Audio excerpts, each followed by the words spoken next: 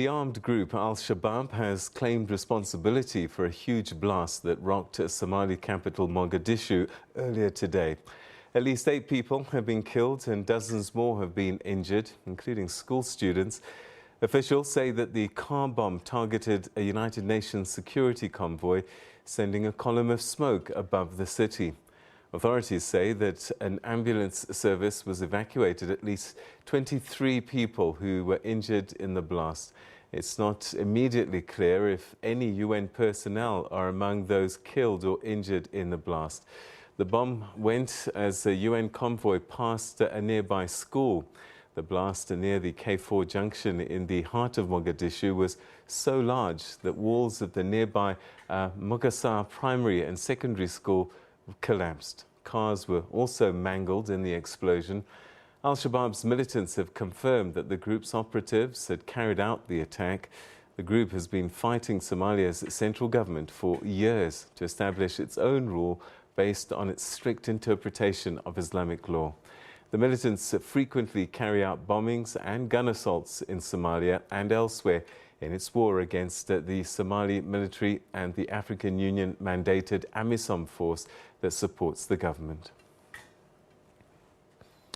We've invited Dr. Hassan Kanenje, who's a political analyst and director of the Horn of International Institute of Strategic Studies in Nairobi, Kenya, to join us and share his thoughts and observations of the ongoing carnage in Somalia.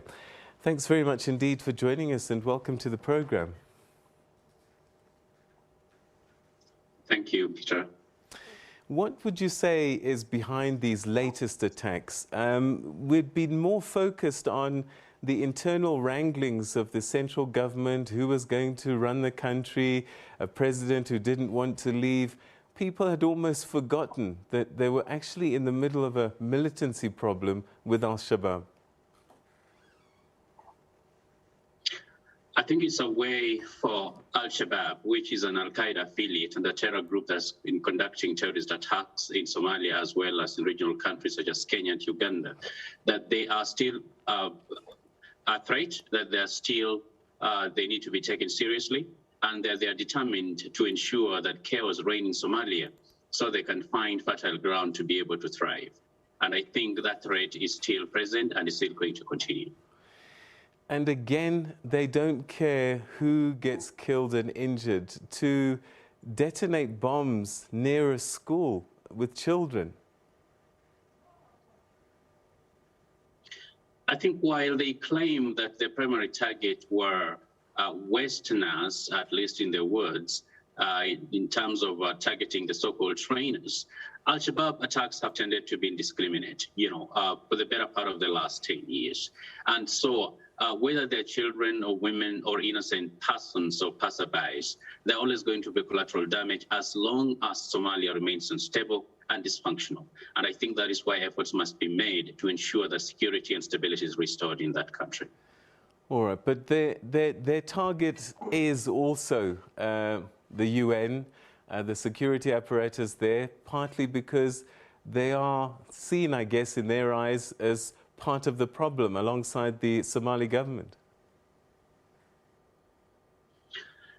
Yes, Al-Shabaab has worked to discredit the Somali government, and Somali government itself hasn't done enough to be able to endear itself to people, in part because of the infighting. But of course, Al-Shabaab would like to portray AMISOM forces as well as their backers as foreign occupiers who need to leave what's supposed to be a Muslim land so they can be able to establish Sharia. And we know that that is, of course, utopian thinking, but that is an ideology that has formed the basis of ISIS and Al-Qaeda and their affiliates, such as Al-Shabaab, or even the ones in Cabo Delgado or in the Congo region, in the larger part of East and Central and Southern Africa. And so it doesn't matter that they will not be able to achieve the results as long as they're able to paint foreign forces, including AMISOM forces, as occupiers. I think they're going to attain the objective in terms of narrative creation. Who is keeping them going? Where do they get their support from? Because they seem pretty well resourced for them to have been able to carry out this insurgency for so long. Now, while Al-Shabab shares ideologically certain similarities and certain aspirations with global jihadist organizations, largely there is little evidence to suggest that most of its funding is coming from abroad. However, there is evidence that they've used blackmail and extortion, especially collecting taxes, in Somalia itself, as well as even neighboring countries, in trying to build their war chest. And estimates range between anything between $250 to $350 million in terms of what they collect in a year. I think that is sufficient to be able to drive a group that is very determined at conducting attacks and trying to change the way civilized societies work. Is it still the case that, the government, if we can call it that, controls or tries to control mostly Mogadishu, and that outside of the capital, it's a free-for-all, and Al-Shabaab controls the lion's share of that? While, of course, the government of the day may dispute that, I think facts say something that is very different. And I think it's a situation akin to what we saw in Afghanistan about the Taliban controlling the hinterland and the government of the day controlling Mogadishu. Now, unfortunately, the federal government in Mogadishu can barely control even Mogadishu itself. In the absence of AMISOM forces, it's unlikely that the government in Somalia will control any part of it outside perhaps the palace.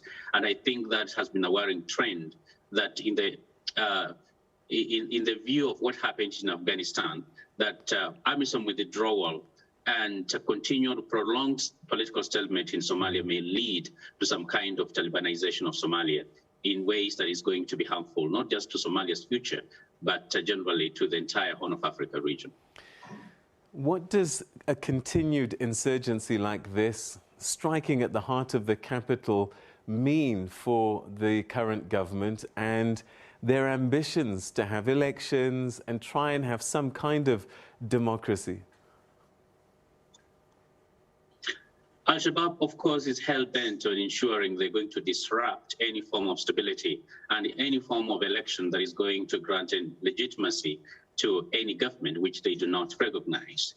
And so their determination means that calls to the urgency, the need for political elite to be able to come together, prepare an election and allow a transition, because the longer it takes, the stronger the group becomes. And what we're likely to see is organized chaos in ways that is only going to profit the terrorist organization, which of course is going to ensure that Somalia remains unstable in many, many years to come. So what can be done to try and manage this insurgency? Clearly, AMISOM and other interventions are just not enough. Certainly. Number one, AMISOM in itself is not enough. We have seen the limitations of foreign forces trying to make political changes within a country. Ultimately, it's going to be the Somali people and Somali politicians to come together and chart a way out of this current stalemate. It is important that there's some kind of a political arrangement that's going to allow not just representation of many parties, but also to ensure that federal member states are going to work cohesively with the federal government, because right now they're working at crossroads. The international community can be able to support in rebuilding, not just the military aspects of it, but Somalia needs reconstruction, especially economically and socially, in a way that is going to give confidence in the sitting government, but also in a way that is going to build some level of trust and to build capacity for it to function. Because as things stand right now, the government is broke. It's incompetent and does not have sufficient security. And that is a recipe, of course, for terrorist organization thriving, just as we have seen what happened in Afghanistan and other places that have experienced a failed state syndrome. And Somalia is experiencing that failed state syndrome, which, of course, again, is a recipe for chaos and terrorist groups and organizations. We're seeing in the Sahel that there's talk of actually sitting down at the table with the insurgents. It's hard to imagine that Somalia could ever experience any peace without Al-Shabaab sitting at the table and agreeing to something. Yes, someone once said that we don't talk to our friends, we negotiate with our enemies. Of course, it's a challenge when it comes to official government policies across the world to negotiate with terrorists. But I think it is important sometimes to identify negotiable things or negotiable parts of terror organizations. Because number one thing, it is important for us to understand that while Al-Shabab is an affiliate of Al-Qaeda and they pledged allegiance more than a decade ago to Al-Qaeda, it is largely an organic Somali organization, an outfit. And some of current politicians right now are former Al-Shabaab. And so I think it is possible perhaps to isolate some elements that are more moderate that can be able to reach to sit on negotiating table.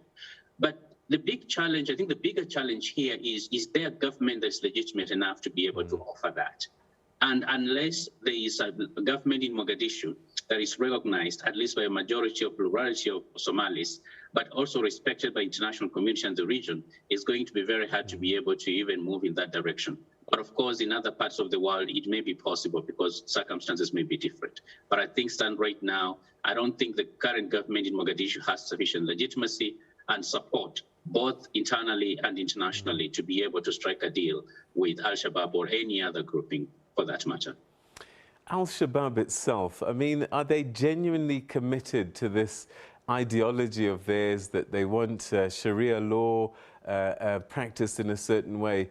One gets a sense sometimes that that's how they start, but people join more to belong to something rather than floating around unprotected and being a victim, and that they're not necessarily fighting for this cause that they profess.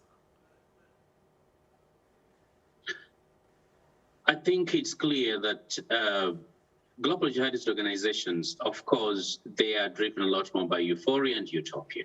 Now, as I indicated, a lot of people who currently, some of them form the rank and file of Al-Shabaab, a number of them, they were driven by the need to belong. But critically, it tends to provide security on the ground. It's very available in the hinterland. It's responsive sometimes to people's needs. And so it uses that social capital to be able to appeal to people for following and for recruitment and even collecting taxes. And so it is possible that an effort that involves both the use of soft power through economic reconstruction and rebuilding, provision of healthcare and security, in addition to hard power, by of course dealing with more hardcore elements of Al-Shabaab, is going to be more successful, as opposed to perhaps focusing on hard power alone, because that has proved not to really work. However, certain elements within Al-Shabaab, of course, they're still committed to the global jihadist ideology, which is going to be very difficult to be able to convince those ones. But I believe, and based on evidence of those who are getting recruited, that a good majority of them, they could be open to change if, in fact, certain things are provided which are missing because of a dysfunctional and extremely weak government in Mogadishu today. Antony Blinken was in the country. Security was one issue that was discussed, and Somalia, no doubt, given its proximity to Kenya. And I doubt that the Americans have any appetite whatsoever to put troops on the ground anywhere ever again after their long protracted drama in the Middle East. So the question now becomes, what support can they give Horn of Africa countries and neighboring states to try and deal with this insurgency? I think the current stalemate in Somalia itself, the terror threat, could not have happened at a worse time. Blinken was in the region, and the U.S. is a big player in international relations, international diplomacy. But it's also apparent that the United States is suffering from intervention fatigue. Politically, I think they are tired of trying to nation build. And the humiliation they suffered from Afghanistan makes them even more reluctant to be able to do some nation building project. However, the United States is still the most indispensable country in the world. It still has the most soft power of any country that can be able to deploy. And so perhaps a more robust support of AMISOM forces and a more directed support, but also sanctioning of some of the spoilers within Somalia, I think is going to go a long way. because they have the ability to mobilize not just the West, but the international community at large in ensuring that the parties adhere to whatever agreements they reach, and they can be able to hold elections on time. Of course, democracy or any other project in governance cannot be imposed on a country, but I think parties can be forced, since they all depend on the rest of the world, on the region, to be able to reach an agreement which is going to be possible, or rather to be very helpful in ensuring that Somalia returns to a world-class transition.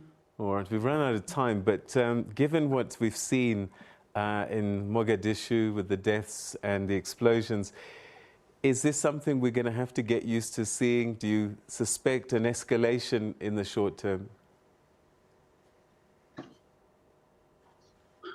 Instability breeds the kind of problem we're seeing in Somalia today. And so, unfortunately, considering the current state of affairs in Somalia and in the region, that is a problem we may have to get used to in the meantime.